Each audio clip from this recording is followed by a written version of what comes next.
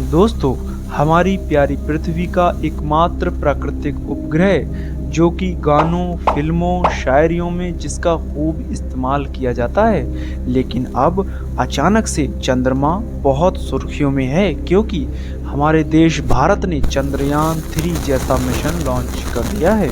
दोस्तों, चांद पर खोजबीन करने के लिए भारतीय अंतरिक्ष अनुसंधान संगठन इसरो द्वारा तैयार किया गया तीसरा मून मिशन है।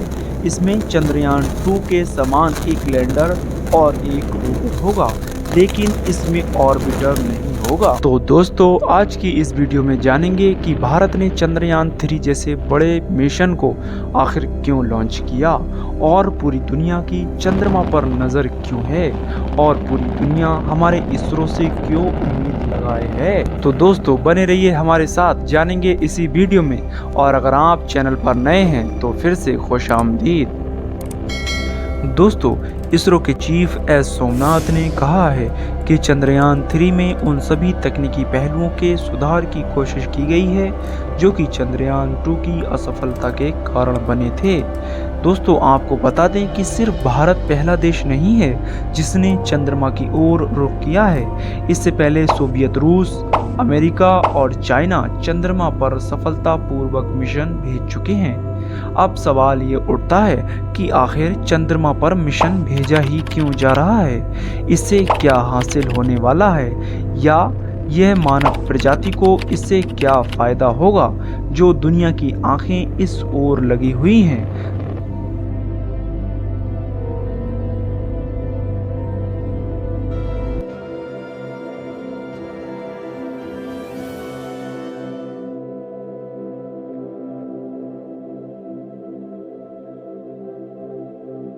Ten, 9, 8, 7, 6, 5, 4, 3, 2, 1, 0.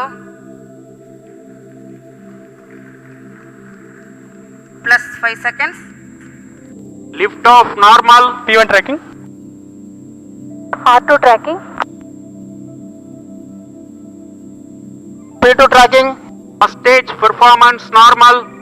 P4 tracking. L1 turn stage ignited.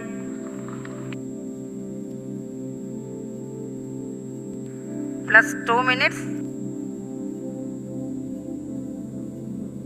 L1 turn stage performance normal.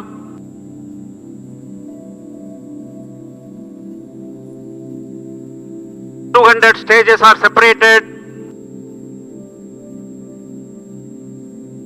Closed loop guidance initiated.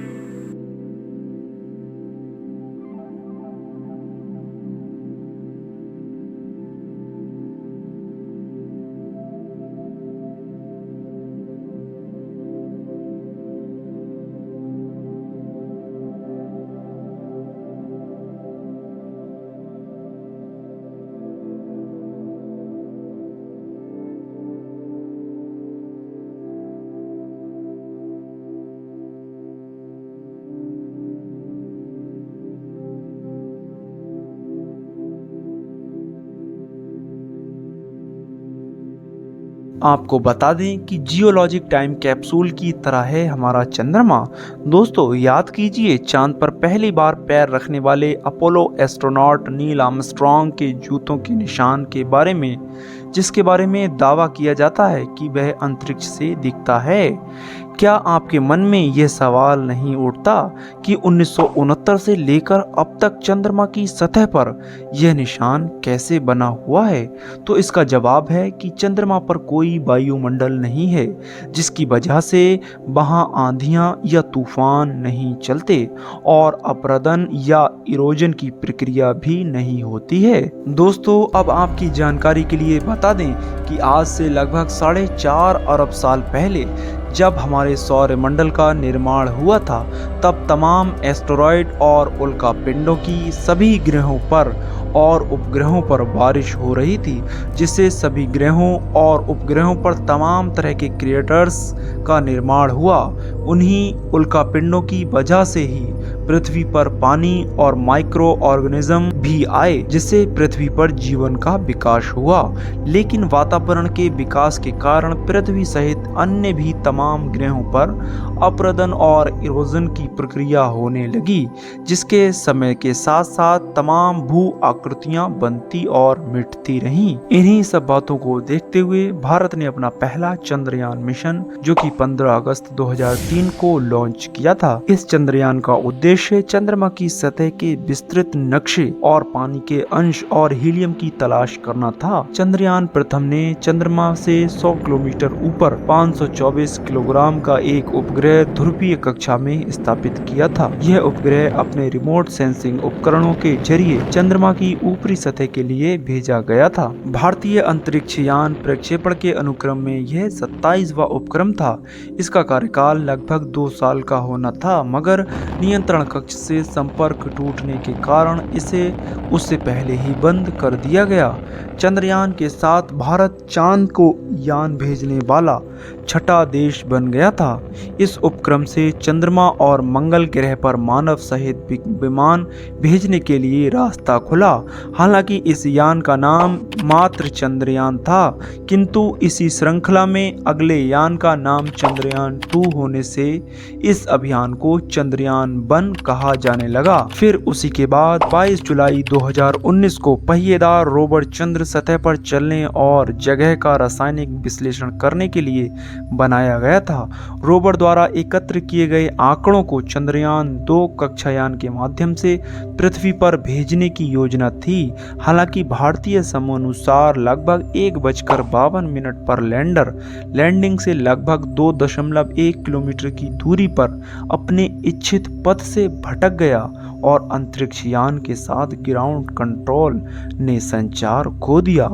जब 8 सितंबर 2019 को इसरो द्वारा ऑर्बिटर द्वारा लिए गए ऊष्मा चित्र से विक्रम लैंडर का पता चल गया है, परंतु अभी चंद्रयान 2 से संपर्क नहीं हो पाया है। दोस्तों, ये मिशन चंद्रयान 2 की अगली कड़ी है, क्योंकि पिछला मिशन सफलतापूर्वक चांद की कक्षा में प्रवेश करने के बाद अंतिम समय में मार्गदर्शन सॉफ्टवेयर में गड़बड़ी के कारण सॉफ्ट लैंडिंग के प्रयास में विफल हो गया था।